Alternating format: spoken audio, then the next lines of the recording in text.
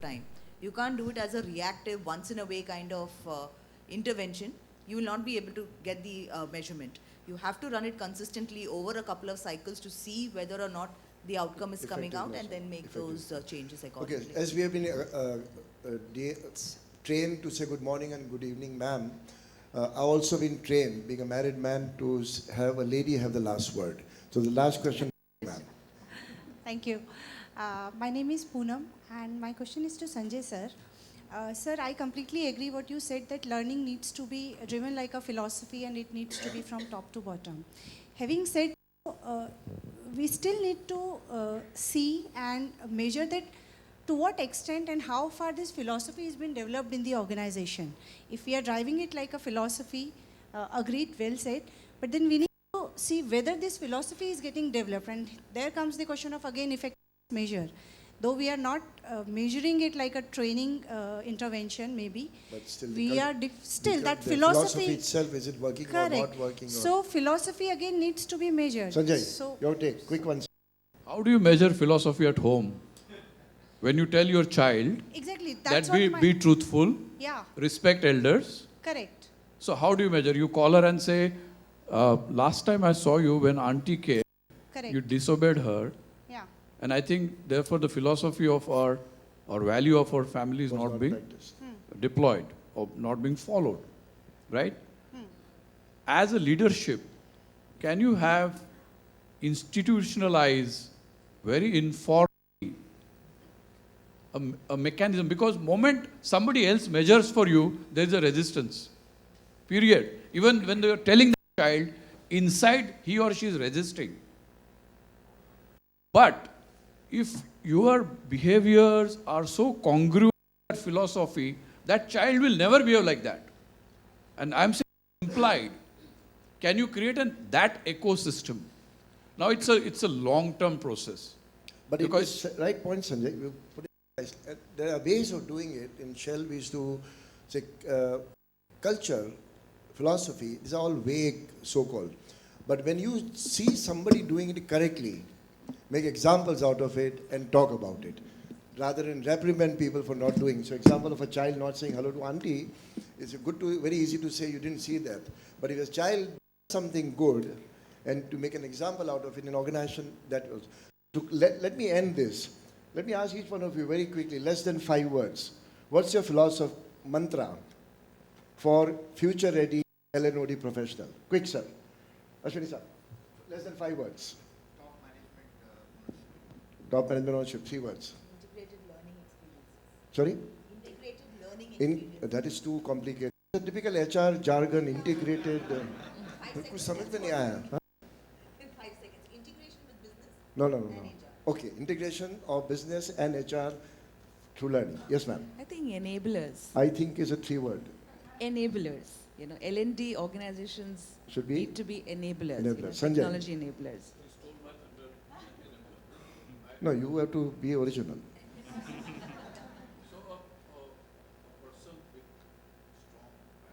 No, give me less than 5 words. Your mantra for future readiness. To value proposition for individual or organization? Thank you. Thank you very much. We exceeded our time limit by almost 2 minutes. My apologies. But thank you, panel members. You guys are very interesting and invigorating. Thank you very much for that.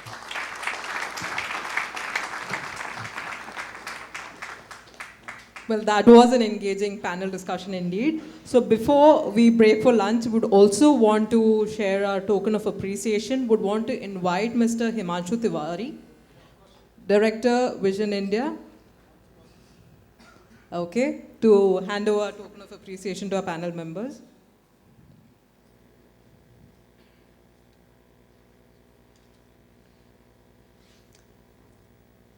To Mr. Ashwini Mehra. Huge round of applause, ladies and gentlemen.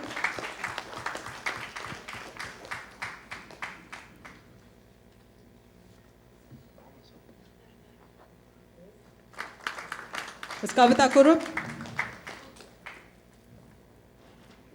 Ms. Sonia Mishra. Dr. Sanjay Muttal.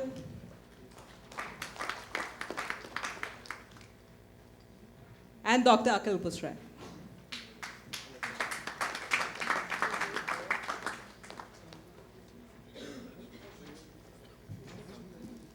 If you could just freeze a moment.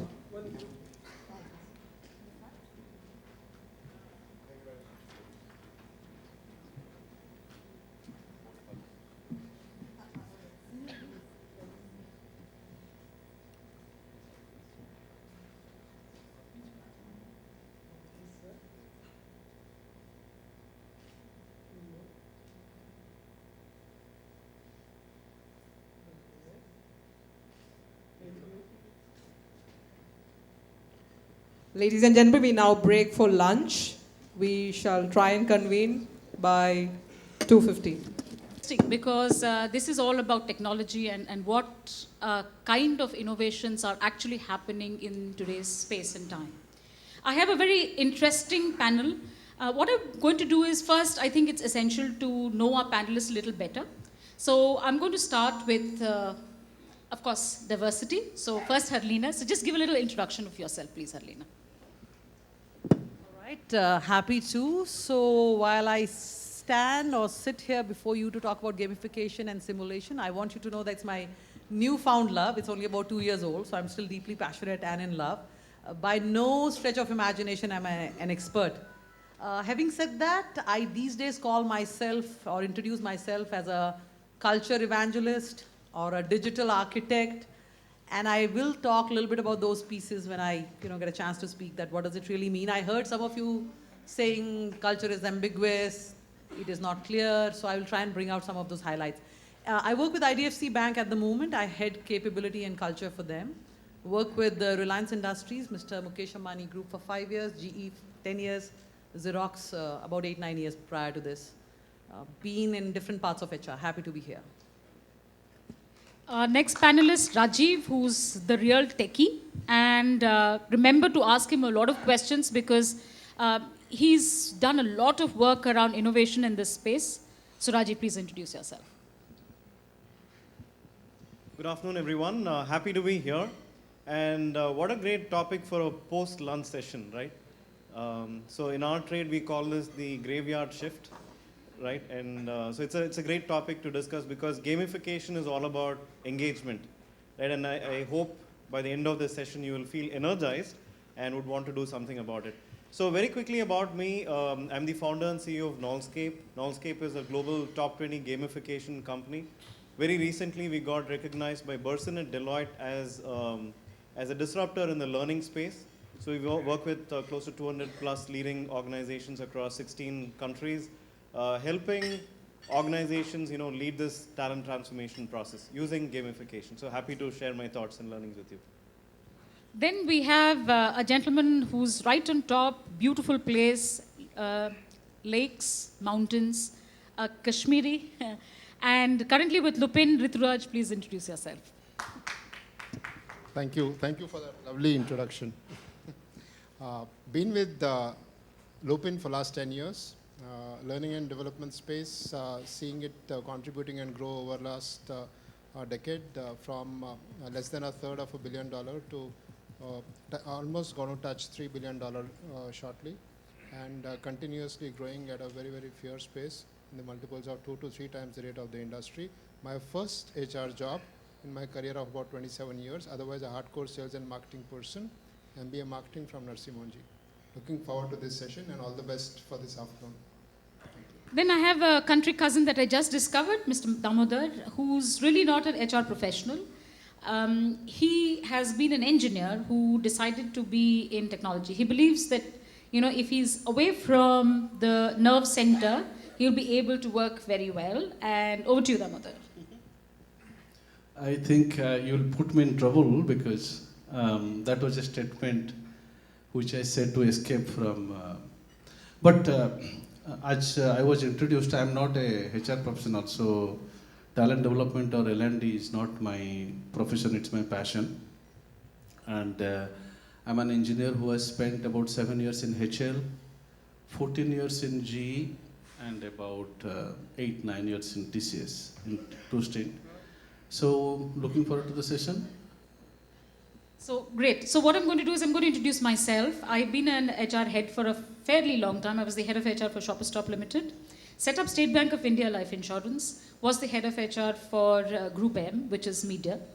Ogilvy and Mathur contract and they decided to merge their wings. So that's how. Then I came into manufacturing. People thought, what is a woman doing in a manufacturing? So handled very, very militant unions and was very successful in that.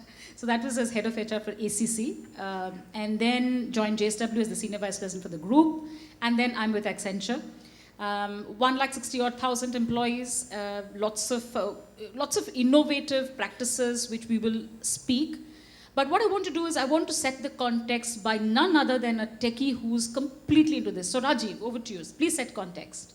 Sure. So I just wanted to define what gamification actually means. So how many of us like to play games? Dumb question, right?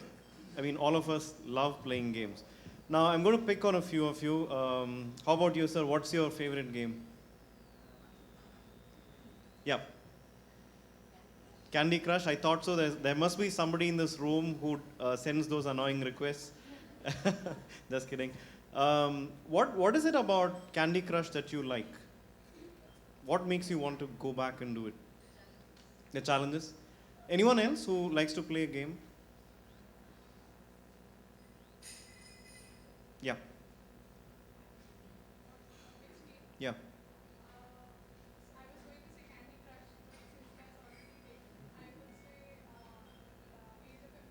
Okay, what is it about that game that makes you want to play it?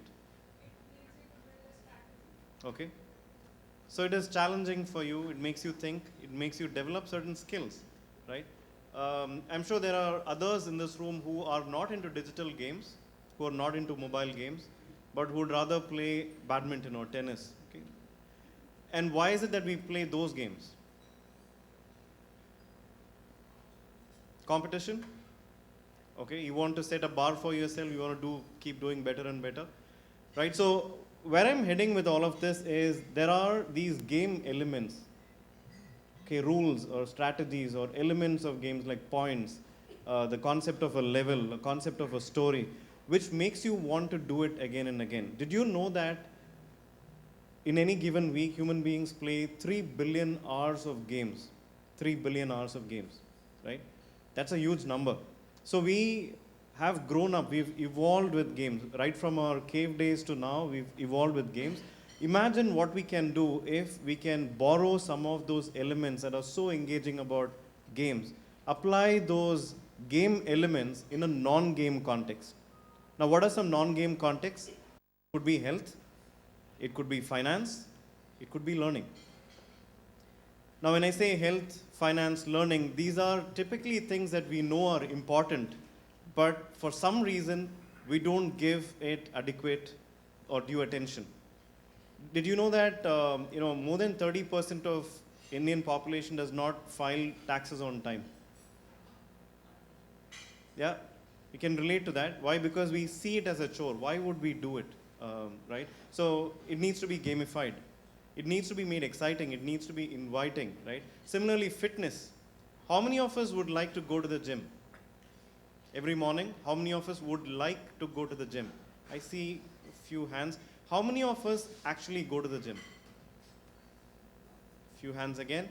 So there is a difference, right? There is a thinking versus doing gap. Why does it happen? Because there is no structure or discipline around it. And gamification is a way to channelize behaviors so that you end up doing what is right for you, right? So I spoke about finance, I spoke about health. Learning is just an extension of that. Deming has said that learning is not mandatory, neither is survival. And because of MOOCs and all of these online products these days, what do we tell ourselves? I'll get there someday. It's there. Where will it go? I'll someday go and learn that thing that I really want to learn. So that concept of discipline is missing. So if that behavioral change can be brought in through something that is exciting and engaging, right, we will all become better professionals. Our potentials will get unlocked, right? And that's the whole promise of gamification. I'll stop there. Great. So just to give you a little bit more context. So if you remember, games were always a favorite thing for at every age. You know, whether it was the Mughals who used to go hunting on the elephants, or you know, you come to your little child who's always playing I don't know what kind of game. So and even to us who are constantly, we can be